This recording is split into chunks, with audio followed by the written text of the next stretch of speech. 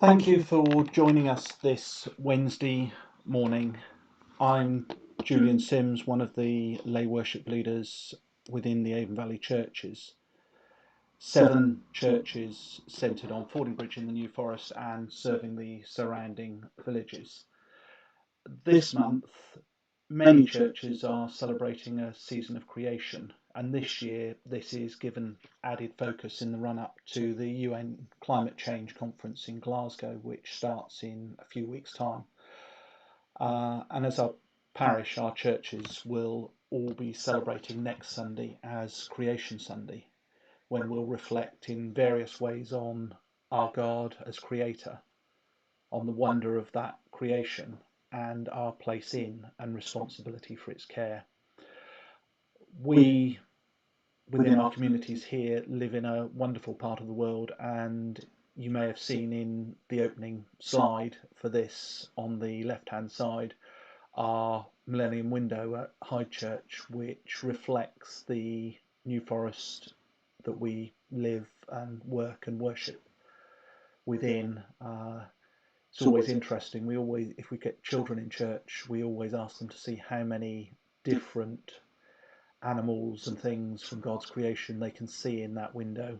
And rarely do we get the same answer. There's so many, and sometimes so small, and at first glance insignificant in there.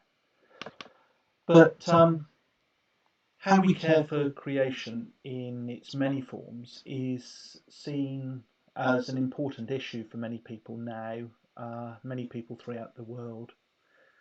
The impact of climate change is being seen in so many parts of God's world, and many of those affected are in circumstances where they're far less able to adapt and adjust than we may, not always, but we may be in the relatively rich West. The responses to this situation and the change that's happening vary, and probably as individuals we see some things that are done and we're very keen to support. Sometimes we see things where we think they may be counterproductive or we're uncomfortable. And perhaps what's needed is all of those responses. They each have a different impact. They each touch people differently. But this morning I want briefly to think about how our response as Christians should be based on our understanding of God and our place in his creation. In a thought for the day, that's only short, and this coming week and throughout many churches, I'm sure there's much more extensive thoughts and preaching and ideas on that, and hopefully we'll all have a chance to hear and reflect on those different ideas. But today, just briefly, I want to turn to our Bibles, which I'd suggest is the first place we as Christians should look at how we define our response. As we read through them, we develop a picture of God's relationship with creation and how it is seen by his people. In Genesis, we hear of God as creator, and we hear him call his creation good. In the Psalms, we see creation reflect and remind us of God's glory. In the words of David and others, we just get some wonderful imagery of creation and what we see in it.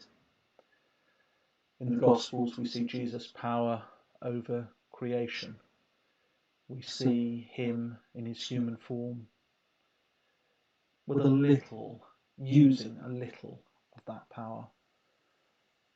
And then in Revelation, at the end of our Bibles, we glimpse God's ultimate purposes, and we glimpse the idea of a renewed, complete and whole creation, restored from what we currently see in our daily lives. And within that story, that narrative of God's relationship with creation and with us and with his people, we also glimpse something of God's purpose for humanity. Humanity that's part of his creation, but has a role given to it by him. We're to tend it and make it fruitful. We're offered the chance to share with our God in his work, joining him in bringing creation to what he intended it to be. So often we fail in that. We work against his purposes. We bring down the goodness of the creation he made.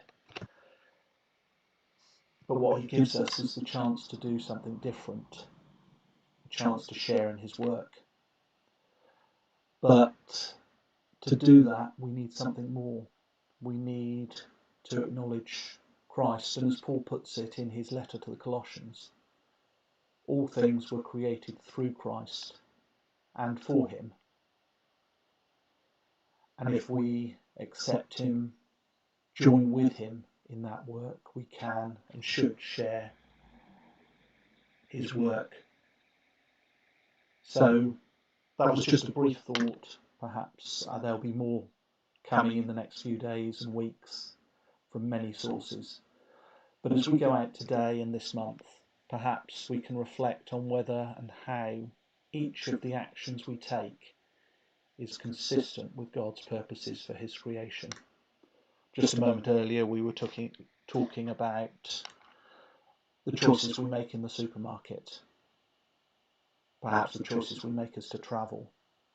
So many different things, so many ways in our daily lives where we can either join God in his work or on occasion work against him. Just a brief thought for today and for this month, and as we close, perhaps we can use some of the words we'll be using at Hyde this coming Sunday.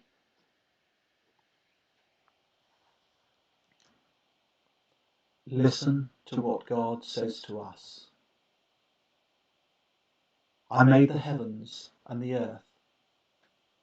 I call you to be good servants and responsible stewards. Come and work with me. I will always be with you. As we go out, we'll just return to the photograph of our window and a little more of Stuart Townend's song Creation Sings, when we again both glimpse what God's creation looks like for us and also how it's there created, held together by Christ, and we're asked to join him in his work to make creation what God intended.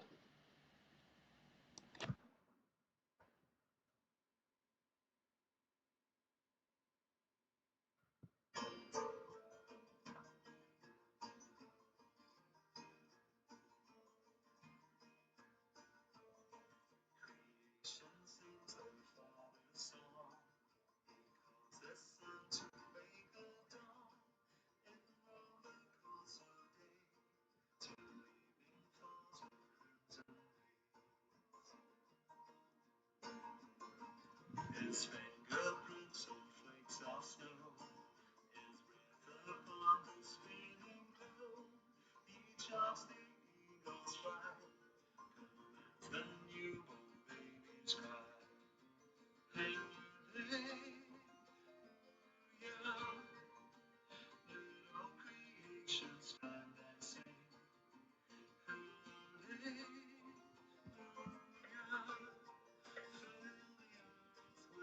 Songs of worship tell the wonders of creation's king.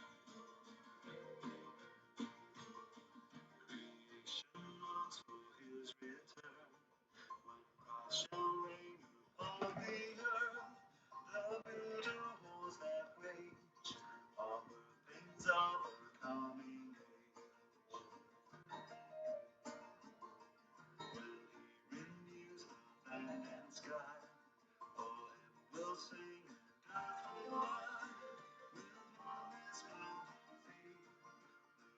These are the garden king.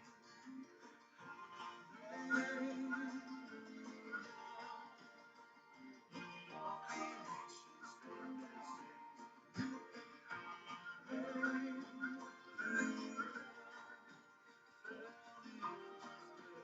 Sons of worship.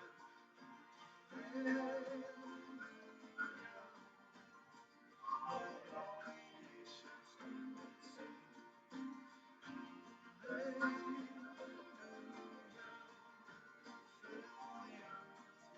Songs of worship, tell the wonders of creation.